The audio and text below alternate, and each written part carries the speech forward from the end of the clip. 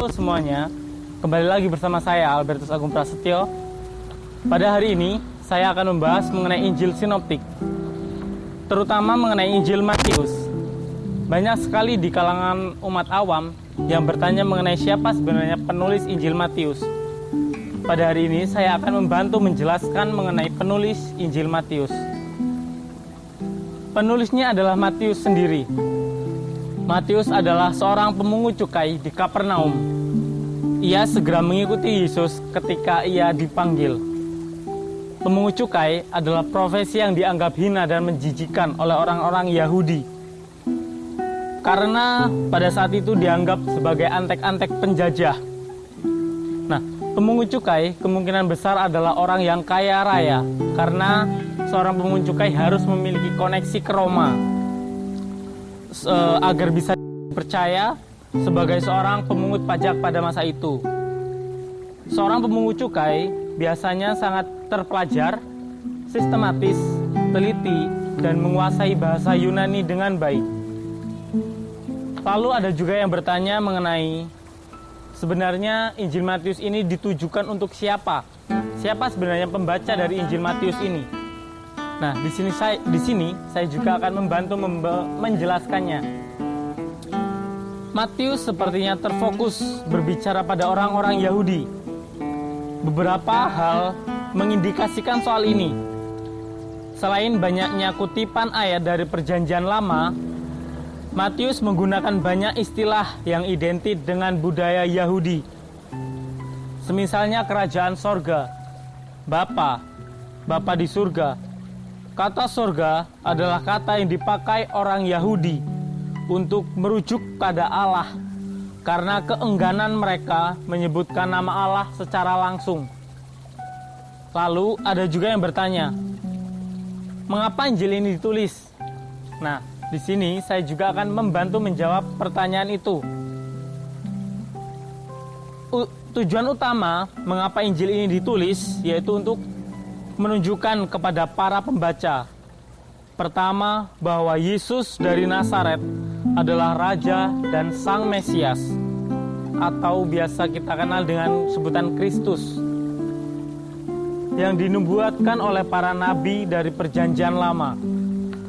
Ada sekitar 60 kutipan Perjanjian Lama yang dipakai Matius untuk membuktikan dan meyakinkan para pembaca kalau Yesus itu adalah sungguh-sungguh Raja dan Sang Mesias. Kata kerajaan muncul 40 kali, lalu kerajaan surga muncul 34 kali, dan kerajaan Allah 6 kali. Penggenapan nubuat adalah tema yang berulang-ulang disampaikan oleh Matius. Lalu, Injil Matius ini mempunyai amanat tentang kabar baik, bahwa Yesus adalah penyelamat yang dijanjikan oleh Allah. Ini dapat terlihat melalui contoh doa Bapa kami. Melalui kerajaan Allah, Yesus Kristus akan memulihkan kondisi bumi dan kehidupan manusia. Hal ini dapat kita tunjukkan dengan adanya beberapa peristiwa yang secara unik hanya tercatat di dalam Injil Matius. Contohnya pada pasal 2 yang mengungkapkan mengenai kunjungan orang Majus. Lalu pasal 5 sampai dengan pasal 7 mengenai khotbah di bukit. Lalu pasal 11 ayat 28 yang berbicara mengenai undangan untuk datang kepada Yesus. Lalu pasal 14 ayat 28 sampai 32 yang berbicara mengenai Petrus yang berjalan di atas air. Matius juga menegaskan kalau Yesus adalah Allah yang menyertai kita. Ia menampilkan dengan indah di bagian awal tulisannya dan kemudian menegaskannya pada bagian penutup.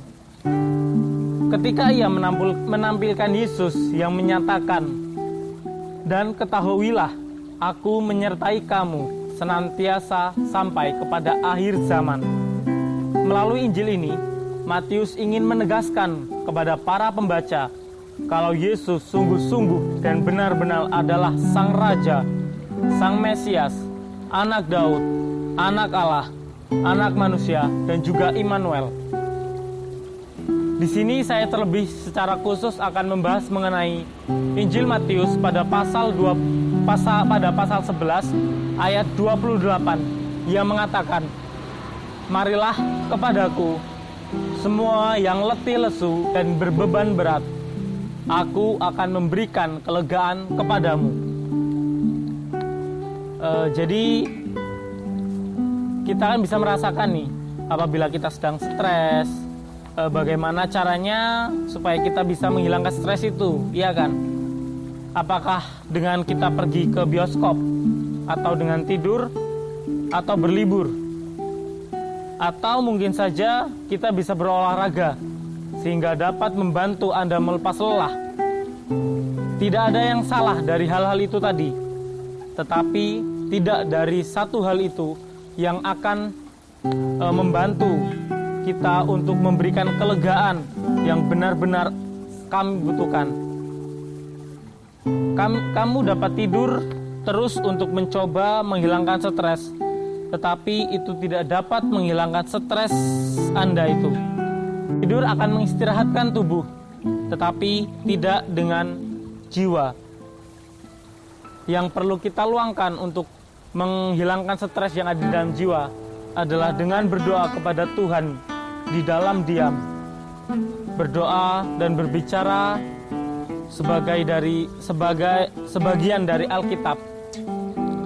Mengapa kita tidak saling mendengarkan Yesus? Kenapa kita tidak berpaling padanya? Kenapa biasanya beralih ke hal-hal lain dan bahkan berpikir untuk berpaling kepada Tuhan?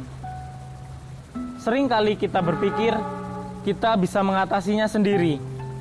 Kita tidak sadar bahwa Tuhan menantikan kita untuk memanggilnya. Berulang kali di dalam Alkitab, Tuhan berkata kepada kita, "Menangislah kepadaku, berbicara kepadaku, bawalah bebanmu kepadaku. Datanglah kepada Kristus, dan Dia akan memberikan kelegaan kepadamu."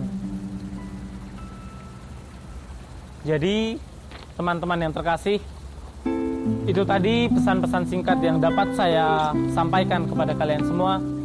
Semoga pesan-pesan itu dapat membantu kalian semua.